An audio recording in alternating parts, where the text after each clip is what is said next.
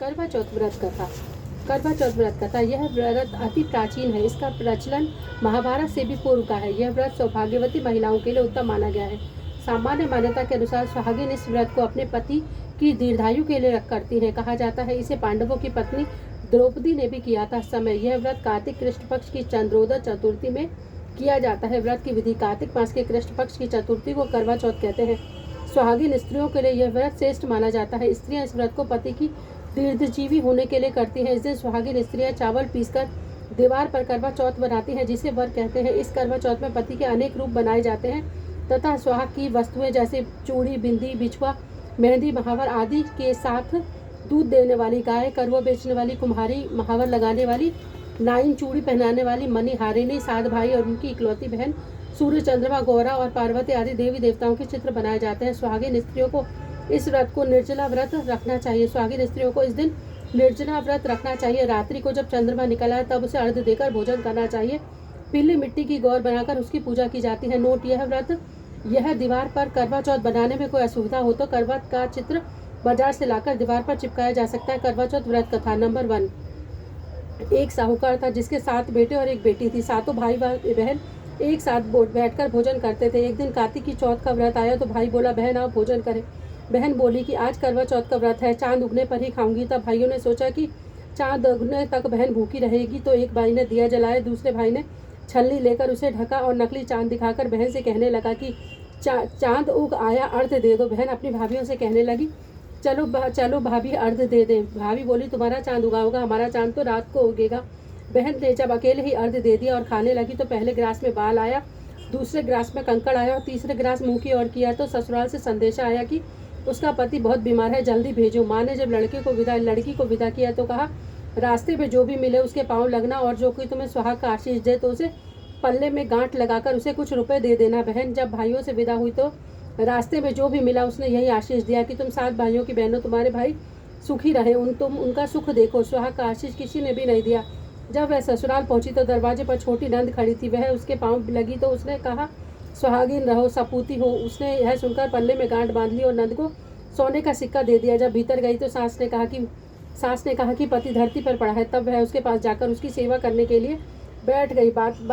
बाद में सास ने दासी के हाथ बच्ची कुची रोटी भिजवा दी। इस प्रकार के से समय बीतते बीतते मार्गशीर यानी मार्गशीर्ष की चौथ आई। चौथ माता बोली, करवा ले भाइयों की प्यारी करवा ले। लेकिन जब उसे चौथ माता नहीं दिखाई दी तो वह बोली, हे माता, आपने मुझे उजाड़ा है, आप ही मेरा उद्धार करोगी, आपको मेरा सुहाग देना ही पड़ेगा। तब उस चौथ माता ने बताया कि पौष की चौथ आएगी, वह मेरे से बड़ी है, उसे सब कहना, वह तुम्हारे सुहाग वापस करेगी।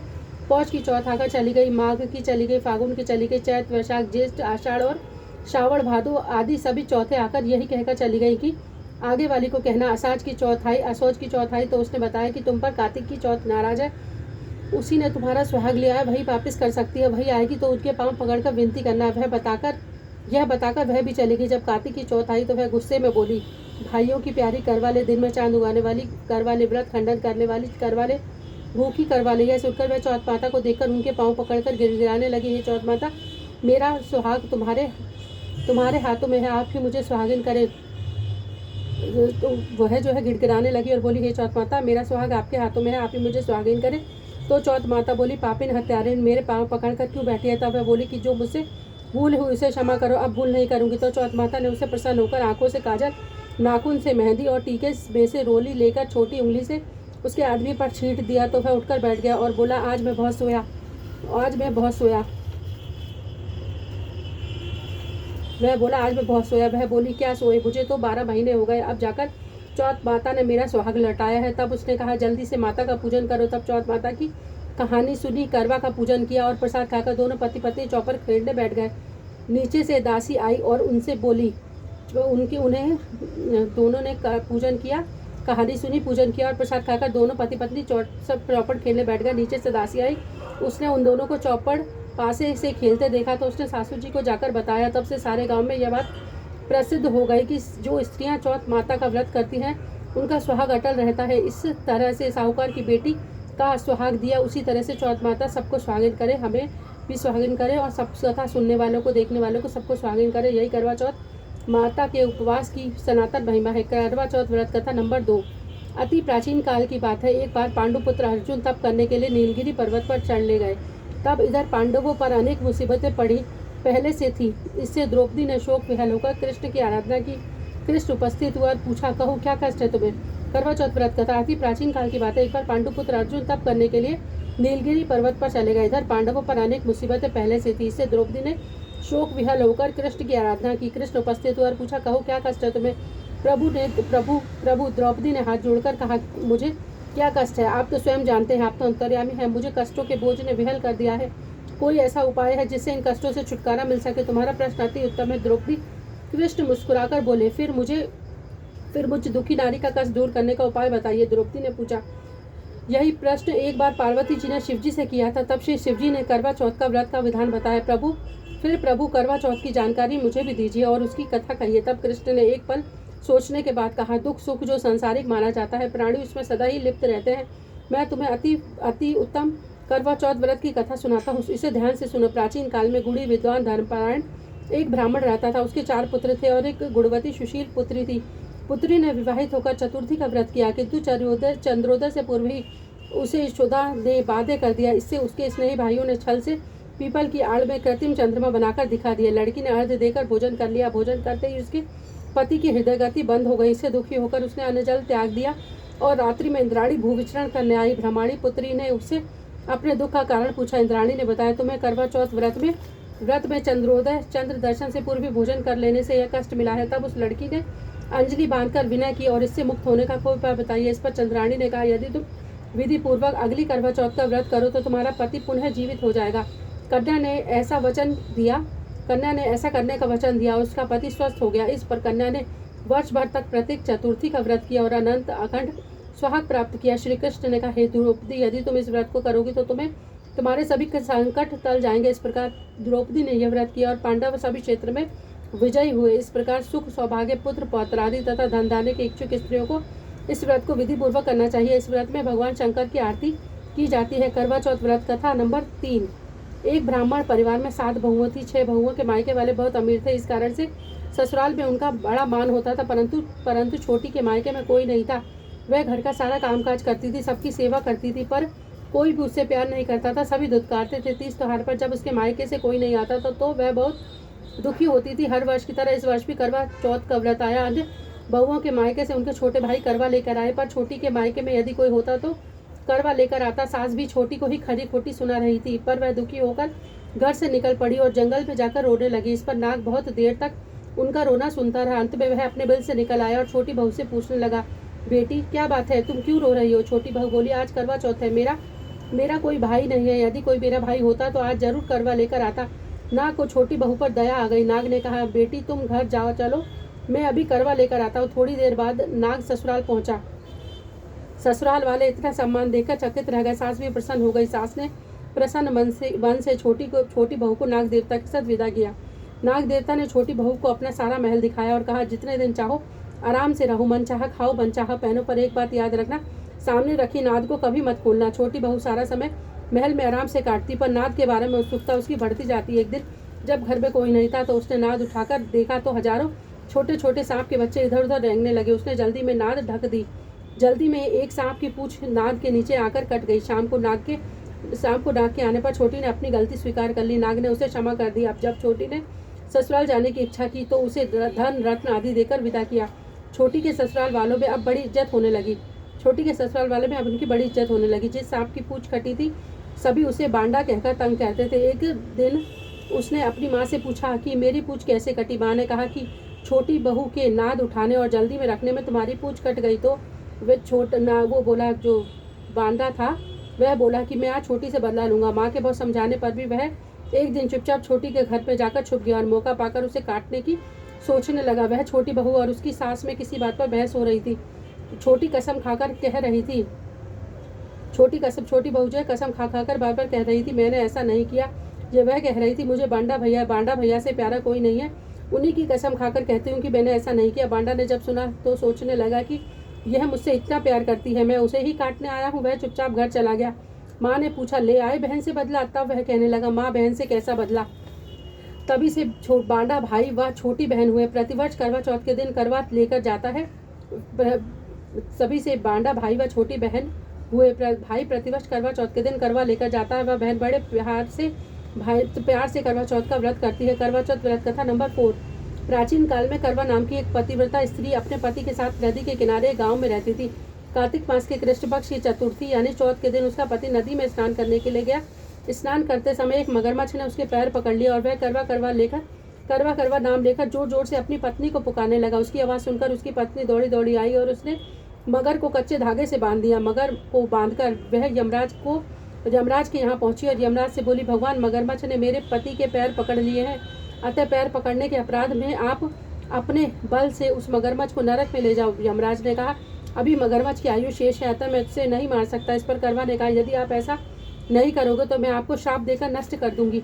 यह सुनकर यमराज डर गए। उस पतिव्रता स्त्री करवा के साथ जाकर मगरमच्छ को उन्होंने यमपुरी में भेज दिया। यह सुनकर यमराज डर गए और पतिव्रता स्त्री करवा के साथ जाकर मगरमच्छ को उन्होंने यमपुरी में भेज दिया और करवा के पति को दीर्घायु प्रदान की। उस दिन से यह करवा चौथ मनाई जाती है और सुहागिन स्त्रियों के द्वारा यह व्रत रखा जाता है।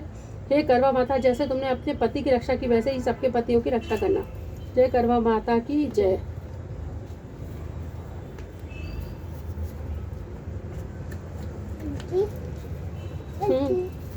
चलो आरती करते हैं।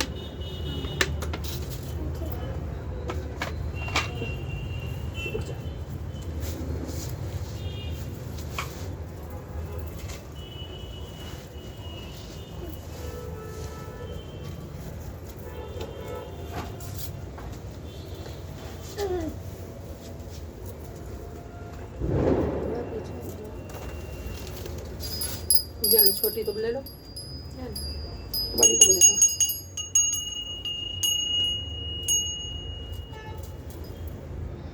जय भगवान जी की जय।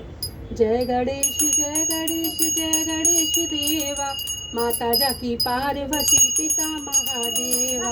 पान चढ़े फूल चढ़े और चढ़े मेवा, लड्डुअन का भोग लगे संत करे सेवा। जय गणेश जय गणेश जय गणेश देवा, माता जाकी पार्वती पिता महादेवा। अंधन को आंख देत कौड़िन को काया, बांझन को पुत्र देत निर्धन को माया। जय गणेश जय गणेश जय गणेश देवा, माता जाकी पार्वती पिता महादेवा। हार चढ़े फूल चढ़े और चढ़े मेवा, लड्डुअन का भोग लगे संत करे सेवा। जय गणेश जय गणेश जय गणेश देवा, माता जाकी पार्वती पिता महादेवा। दीनन की लाज रखो शंभु सुतवारी, कामना को पूरा करो जग बलिहारी। जय गणेश जय गणेश जय गणेश देवा, माता जाकी पार्वती पिता महादेवा। ओम जय शिव ओंकारा, स्वामी जय शिव ओंकारा। ब्रह्मा विष्णु सदा शिव अर्धांगी धारा।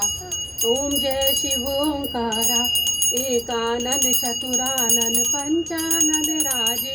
स्वामी पंचानन राजे, हंसासन गरुड़ासन वृषवाहन साजे। ओम जय शिव ओंकारा, दो भुज चार चतुर्भुज दस भुजते सोहे, सब दस बुझते सोहे। तीनों रूप निरखता त्रिभुवन जन मोहे। जय ओंकारा, अक्षमाला वडमाला मुंडमाला धारी। स्वामी मुंडमाला धारी, त्रिपुरारी कंसारी वरमाला धारी। ओम जय शिव ओंकारा, श्वेतांबर पीतांबर बाघांबर अंगे।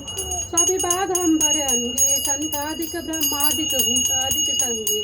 ओम जय शिव ओंकारा, करके मध्य कमंडल चक्र त्रिशूल धरता। स्वामी चक्र त्रिशूल धरता, जग करता जग हरता, जग करता जग हरता, जग पालन करता। ओम जय शिव ओंकारा, ब्रह्मा विष्णु सदा शिव जानत अविवेका। स्वामी जानत अविवेका, रणवाक्षर के माध्य ये तीनों एका। ओम जय शिव ओंकारा, त्रिगुण स्वामी जी की आरती जो कोई नर गावे। स्वामी प्रेम सहित गावे, कहत शिवानंद स्वामी कहत हरिहर स्वामी, मन वांछित फल पावे। ओम जय शिव ओंकारा, स्वामी जय शिव ओंकारा। जय शिव जी भगवान की जय।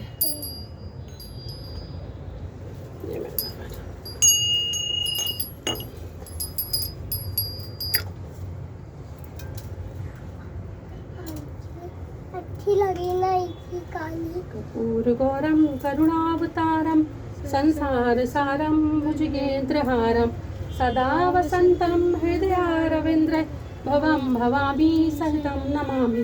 त्वमेव माता च पिता त्वमेव बन्धु च सखा त्वमेव वेद्या द्रविणं त्वमेव सर्वं मम देव। नाना सुगंधि पुष्पाणि यथा कालो भवानी च पुष्पांजलिं सत्यं परमेश्वरी मंत्र पुष्पांजलिं समर्पयामि। जय मेरे भगवान जी की जय। चढ़ा दो आगे। गलती की क्षमा मांग लिया करो, बैठ जाओ बैठो। जय मेरे भगवान, गलती माफ करना।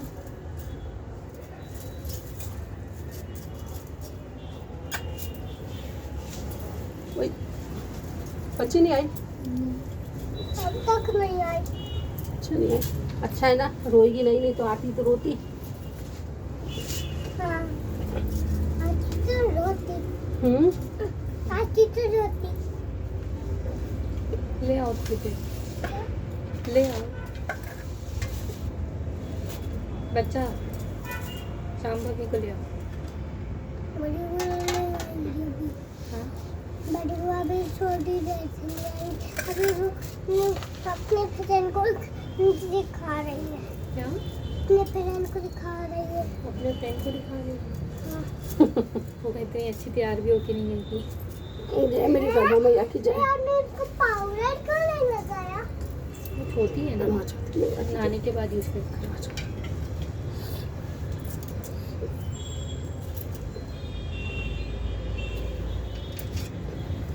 माता की जय माता रानी।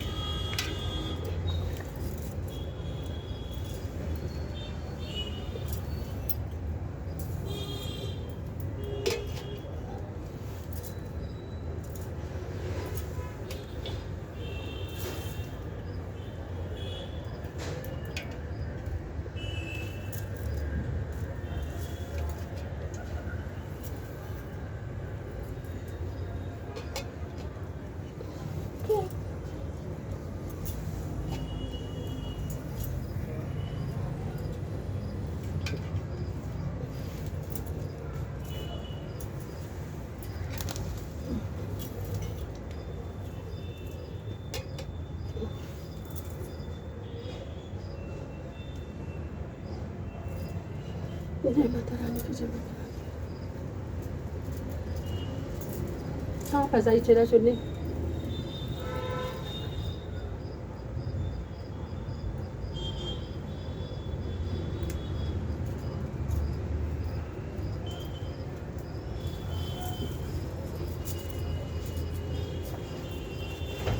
जय माता रानी की जय।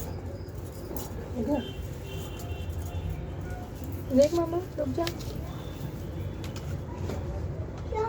अभी रुक जा हमको। वो बुला दी।